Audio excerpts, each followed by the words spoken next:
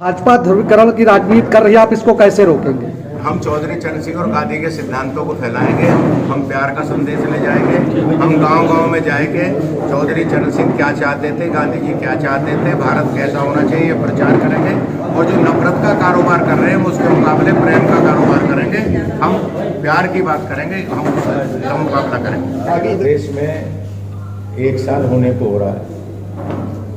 जो वादे मुख्यमंत्री जी ने किए थे या बीच बीच में भी किए हैं, 4-5 चीज़ें ऐसी जिनकी जानकारी मैं आपके सामने लाना चाहता हूँ। एक, इन्होंने वादा किया था कि अब के हम गन्ने का पेमेंट 5 साल में तो दे ही नहीं पाए कि चुनाव के बाद तुरंत गन्ने का पेमेंट करेंगे। 1 साल का बकाया गन्ने का अभी पड़ा है और R&D इस पर आंदोलन भी कर रही है। सब लोग किसान जो संगठन है वो आंदोलन कर रहे हैं। गन्ने का आधा सीजन खत्म हो गया, गन्ने का अभी तक दाम नहीं बढ़ाया।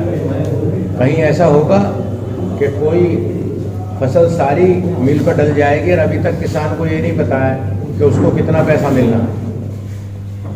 तो हमारी मांग है कि गन्ने का दाम तुरंत बढ़ाया जाए।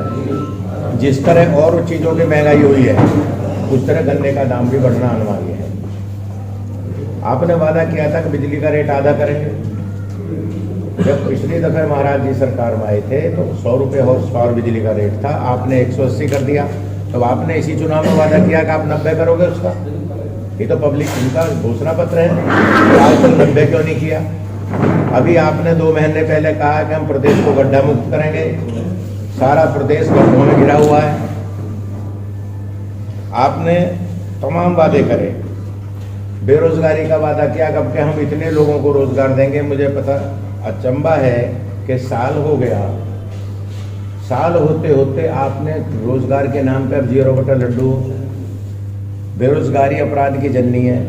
आप और नौजवानों को रोजगार नहीं दोगे तो वे दूसरे कामों की तरफ इन्हें लोग बहकाने का काम करेंगे। कानून व्यवस्था की हालत चौपट है। और सबसे बड़ा सवाल है छात्र संघ के चुनावों का।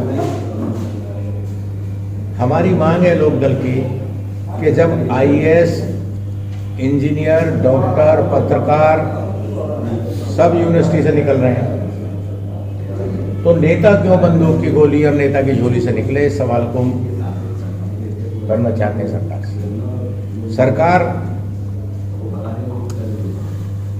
सरकार नहीं चाहती कि छात्र नेता बने।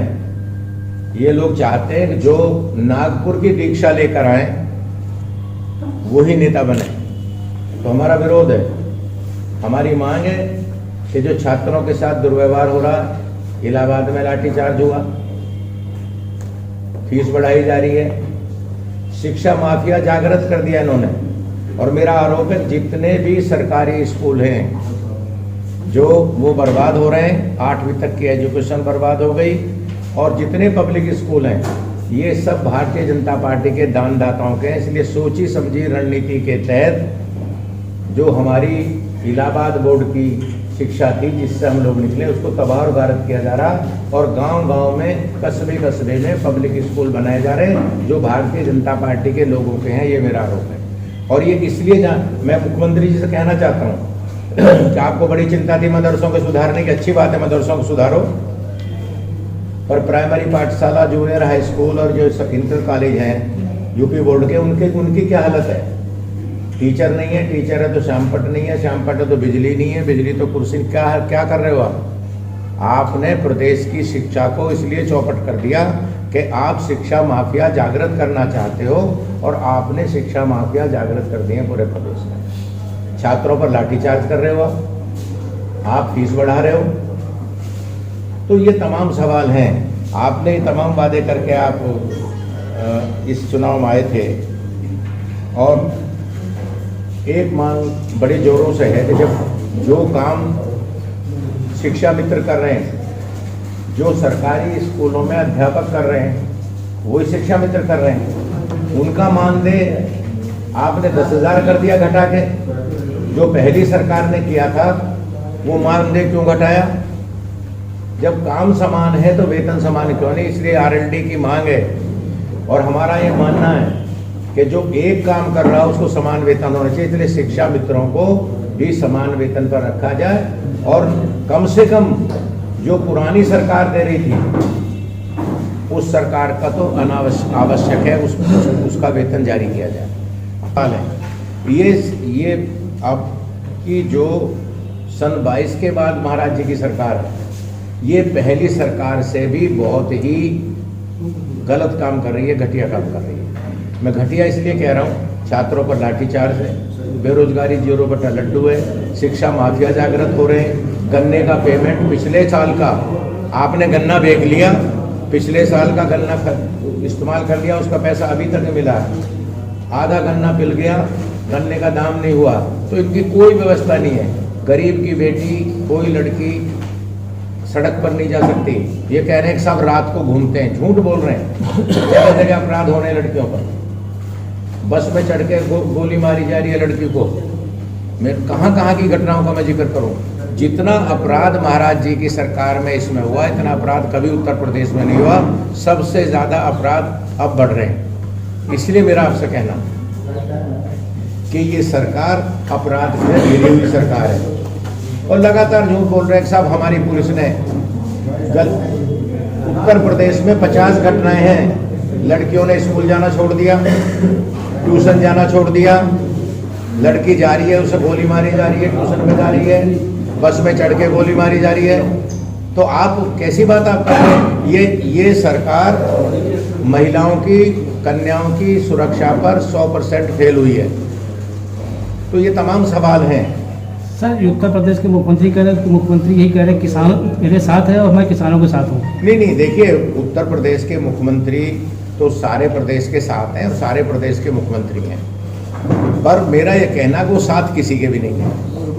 मुख्यमंत्री तो सारे प्रदेश के हैं। किसानों के साथ होते तो गन्ने का दाम तय करते हैं, किसानों के साथ होते तो पिछले साल का अरे तय कर। अभी आपने 15 दिन पहले, 1 महीने पहले बयान दिया, आपके गन्ना मंत्री ने दिया कि जो गन्ने का पेमेंट नहीं करेगा पिछले साल का, उस पर FIR दर्ज होगी। क्यों नहीं किसी मिल पे FIR दर्ज की? चूंकि चीनी मिल के मालिक इनके दानदाता हैं, ये उनसे पैसे लेकर राजनीति करते, मेरा आरोप है। पर अगर माफी की बात आप करोगे तो फिर भारतीय जनता पार्टी के लोगों को रोज माफी मांगनी पड़ेगी। भारतीय जनता पार्टी के लोग रोज नफरत फैलाने का काम करते हैं। इस समय स्वामी प्रसाद मौर्य के बयान की बात में पूछा है क्या उनको माफी मांगनी चाहिए या नहीं? यार मैं तो कह रहा हूँ भारतीय जनता पार्टी के लोगों को भी 200 लोगों को माफी मांगनी चाहिए। मैं कहाँ मना कर रहा हूँ। मैं तो कह रहा हूँ कि स्वामी प्रसाद मौर्य के माफी पे तो बहुत जोर है देश में। अरे बिहार वाले हैं, कोई जरा सी बात हो पाकिस्तान चले जाओ, अफगानिस्तान चले जाओ, आपको बर्बाद, मतलब मैं क्या बातों का जिक्र करूं। माफी तो इनको भी मांगनी चाहिए। माफी तो मैंने लोकदल का स्टैंड है कि रामचरितमानस हमारा एक बहुत ही पवित्र ग्रंथ है, हम उसका सम्मान करते हैं। सर, G20 के लेकर के पूरे उत्तर प्रदेश में जो है सफाई आंदोलन चालू है, मगर कहीं ना कहीं ऐसे पेड़ तोड़े जा रहे हैं, उस पर कहीं को तोड़ता था, हरा भरा पेड़ काटे जा रहे हैं, हरे भरे। देखिए ऐसा है, इनको तो किसी ना किसी काम पर कार्रवाई करनी है। और अगर मैं कहूं तो जितने उत्तर प्रदेश के लकड़ी चोर हैं वो भारतीय जनता पार्टी में। अगर अलग से कहोगे तो नाम भी बता दूंगा। इनको कोई बहाना चाहिए प्रकृति को नुकसान पहुंचाने का, इनको कोई बहाना चाहिए पेड़ कटाई का। अब मुझे एक बात बताइए, G20 का पेड़ों से क्या मतलब है? G20 हो रहा तो और वृक्ष लगाओ और हरा भरा करो शहर को। ये कहां जरूरत पड़ेगी कि G20 में पेड़ काटने पड़ेंगे? इनको बहाना चाहिए, और बहाना चाहिए सिर्फ पैसे कमाने का। और मैं आपसे साफ तौर से कह रहा हूं कि भारतीय जनता पार्टी के लोग मंद बुद्धि और कुंद बुद्धि के लोग हैं। ये नफरत का व्यापार करते हैं और हर काम में रुपया तलाशते हैं।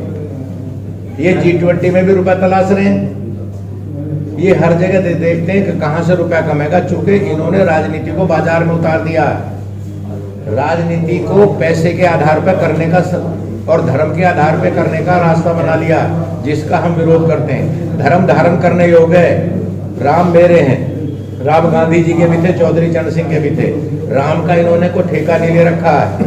राम मंदिर पे इस देश के हिंदुओं ने अरबों रुपया दिया है, इन्होंने उसको खाने का काम किया। अगर मैं बहुत ज्यादा आगे जाऊंगा तो बात बहुत आगे बढ़ जाएगी। इन्होंने वो पैसा खाया उसकी जांच करा लें, जो राम मंदिर में पैसा खाया उसका ही बता दें। तो ये धर्म का नाटक कर रहे हैं, ये धार्मिक लोग नहीं है, ये राजनीति को बाजार में ले जाना चाहते हैं, पैसे का आधार पर करना चाहते हैं। जगह जगह पार्टियों को तोड़ा जा रहा है, एमएलए को खरीदा जा रहा है। त्यागी जी, बागेश्वर धाम के धीरेन्द्र शास्त्री जो बाबा जी हैं आजकल बड़ी चर्चा में है। कौन? धीरेन्द्र शास्त्री जी जो बागेश्वर धाम के बाबा है, बड़ी चर्चा में है, टीवी पे सब। बाबा कहाँ पे? लड़का सा छोटा सा। जी हाँ, हाँ। उस पे आपकी पार्टी का क्या स्टेट है? वो चमत्कार है या ट्रिक है? ये भारतीय जनता पार्टी जो अज्ञानता फैला रही है देश में, देश लोग चांद पे कॉलोनी बनाने की बात कर रहे हैं। मोदी जी कह रहे हैं नई नई टेक्नोलॉजी जाएंगे, हम ये बनाएंगे, हम अणु परमाणु बना रहे हैं, हमने सारा काम किया। और कह रहे कि नहीं, एक बाबा जो है सबको ठीक कर देगा, वो सबको मंत्र मार मार के ठीक कर देगा। देश को अज्ञानता की तरफ धकेलने का काम योग किया जा रहा है। और यही इस पार्टी का, मैंने कहा, मंद बुद्धि, कंद बुद्धि, और ये हमारे जो देश की प्रगति में बाधक लोग हैं। अरे बाबा ठीक है, उनका काम है प्रवचन करने का, वो धर्म पे प्रवचन करें। ये कहेगा कि अपना पर्चा निकालो, तुम्हारा ठीक हो गया।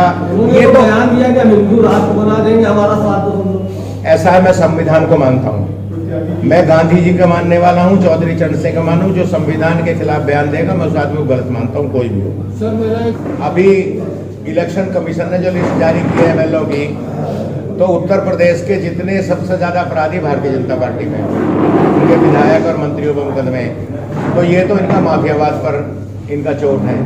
सबसे ज्यादा अपराधियों को, चाहे वो आर्थिक अपराधी हैं, चाहे धार्मिक अपराधी हैं, चाहे सामाजिक अपराधी हैं, मैं धार्मिक अपराधियों को भी ले रहा हूँ साथ साथ। जो धर्म का दुष्प्रचार करता है वो धार्मिक अपराधी है।